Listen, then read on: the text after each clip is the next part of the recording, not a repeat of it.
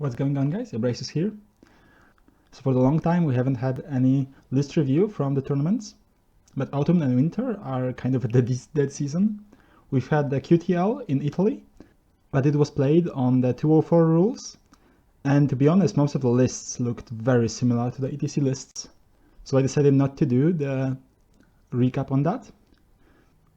But here in this weekend we have an interesting tournament in England, and I was hoping that the UK guys will deliver some interesting stuff, and sure they did. We'll only take a look at two lists, but if you want to check out all lists and the commentary from Craig to all the matchups that are in the first round, you can find that in the video description.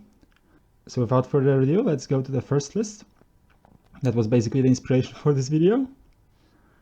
And this is the very curious Undying Dynasties list with double Shag Guardian, double Sphinx, 6 chariots that are not scoring, and the rest of the army is in ambush or scout. That's a very curious list. Seeing no magic in Undying Dynasties is really funny, to be honest. And this is definitely a fun list from Amit.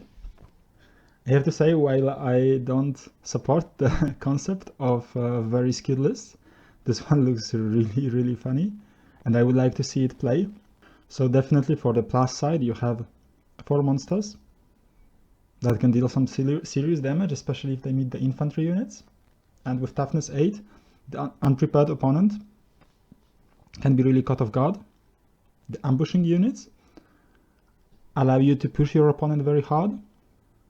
And against more inexperienced players, this list can be really deadly, and I would expect good results from it. I would say that the lack of magic and practically lack of shooting clearly shows that this list is not serious, but I think this is a perfect list for the Christmas party, and I'm sure Amit will have a lot of fun with that. So what you can expect probably from this list is just a full deployment right at the start. Maybe sometimes you can leave 1 or 2 skeleton scouts unit to be deployed normally, since with Vanguard they can still move whenever you want them, and it gives you a bit more free deployments. But generally, since you have so many ambush units, I think in most matches you would rather start, give yourselves 2 turns to set up the Sphinxes, Shag Guardians and the ambush units in the correct positions, chaff your opponent on turn 2, and start charging on turn 3.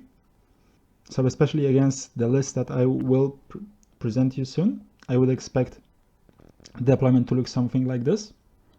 And because his opponent from first round has quite a bit, 3 units to drop as well, I would not expect Amit to want to play the deployment game.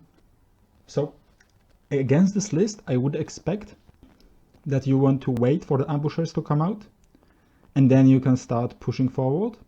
But sometimes it can be a bit too late to score this scenario, especially if the ambushers are not rolling good and they won't arrive in turn 2 or in turn 3. Then you still have to pay attention to them and bear that in mind that they can ambush wherever they want. I think this list is pretty good on the scoring part. The skeleton chariots in core are a bit surprising, but since you can't have more entombed units from core and you can't have more scouting units, then the only other alternative that could maybe fit here are the skeleton cavalry. But I think that 6 chariots are a better option than 2 units of skeleton cavalry, so I'm not really surprised by this core setup. I don't think there is really a need to try to improve this list, since this is obviously just a funny list to bring for the tournament, and there is no need to try to make it too competitive. And let's look at his opponent's list. He's playing Infernal Dwarves, and he's also an ETC player. They are both ETC players. Amit played for England in 2017, and Jack played for Wales, as far as I remember. This list looks much more standard, and it includes a big block of Citadel Guards, some core shooting, 2 bound demons. There is also a Prophet on Lamassu and a Kadim Titan. So this list can definitely play in every phase of the game. It has a pretty decent magic. It has quite a good amount of shooting, and the close combat is not bad. I think Buff Demons are a bit overpriced for what they do here, especially because Infernal Dwarves usually deal pretty well with big infantry units. So I would say that there is no need to bring Bound Demons, or at least swap one for the Infernal engine with shrapnel guns, especially because you also have the Lamassu in the list, and if you have the Lamassu in the list, the Infernal engine becomes much better. Ring of Desiccation and Flamethrower setup is a good way of skipping the Alchemy as a choice, but I would still say that the Essence of Free Mind on Alchemy and Pyromancy is pretty important. In this particular matchup, both Pyromancy and Alchemy look pretty interesting. Extra Armor Save spell can definitely help against Sphinxes, because it works well against the Sphinx's attacks and Thunderstorms, so then the Citadel Guard units can crumble the Sphinxes much better. So let's go to the possible counter deployment. As I said, against this army it's pretty important to be able to cover your flanks, so I would expect the deployment to look something like this. Alternatively, you could deploy on the left side, but I think that the impassable terrain and hill there can be used much more to the advantage of the Undying Dynasties player rather than the Infernal Dwarves player, so I would rather stick to the right side. The Bound Demons are positioned such that the Cataphracts cannot enter the battlefield from the edge of the board there. On the other hand, they can help on setting up the counter charges in the future turns to add a lot of combat resolution, since they count as having a rank, and charging them in flank would result in +3 combat resolution. The Titan in the middle is both in the BSB and general range, and on the other hand, it wants to threaten the Sphinxes and the Shah Guardians. I think it would be hard for Amit to actually get into a reasonable charge range for the Titan, because with good rolls he threatens to kill any unit.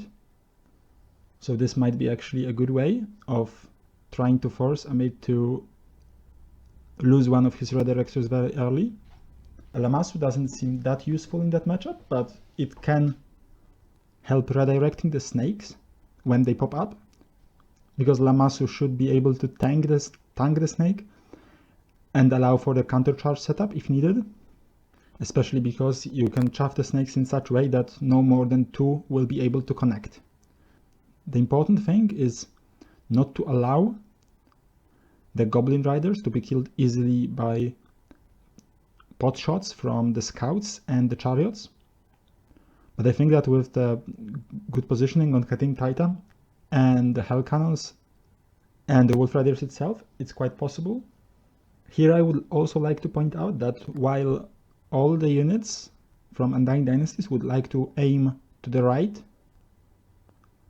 to come closer to the center of the Infernal Dwarves army, they also have to pay really close attention to the Titan positioning, because if Undying Dynasty player is not careful, then the Kadim can easily go to the left and threaten the left hand side of the Undying Dynasty's army with counter charges. This deployment is obviously only very sketchy, and it highly will depend also on the scenario, but I think that in this matchup from the Infernal Dwarf side it is pretty easy to get caught off guard, so I would rather start playing it pretty safe. I think in general that Infernal Dwarves are in a pretty good spot here, with the Citadel Guards and the Kadim Titan being the major threats, but also Hell Cannons and Bolt Throwers being able to do a wound or 2 per turn to the heroes. I think combo charges are the biggest problem for the Infernal Dwarves, but they should be able to avoid that. If needed, the heroes can switch positions in units, and they can even risk going into the flintlock units. And Lamassu could be also able to tank the Sphinx for a few turns if things go really badly. The thing that can be very positive here for the Undying Dynasties is the scenario. So if the scenario rolled will be breakthrough or hold the ground, then they might have a more safe way of scoring points. But looking at this Undying Dynasties list and the general randomness of it, because with toughness 8, it only depends how many 6s can your opponent roll. I would say that the match should end with a big result on one or the other side. We will see though, because ETC players tend to play a bit safer than usual. But maybe since this is a Christmas party thing, then they might both go all in. I will definitely be interested in seeing the result of this game. And I hope you guys enjoyed this review, and see you in the next one. Cheers!